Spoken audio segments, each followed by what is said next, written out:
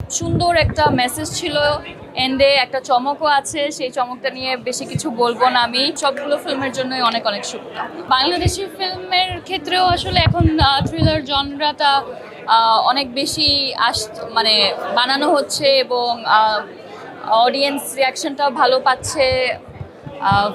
এখন বড় পর্দায়ও আসলে আমরা দেখতে পারবো ওটিটি থেকে বের হয়ে, এই ব্যাপারটা ভালো লেগেছে। আর পুরো টিমকে অনেক অনেক শুভকামনা। ওনারা অনেক এফর্ট দিয়ে কাজটা করেছে, এটা বোঝা যাচ্ছে। আর সুন্দর একটা মেসেজ ছিল, এন্ডে একটা চমকও আছে। সেই চমকটা নিয়ে বেশি কিছু বলবো না আমি।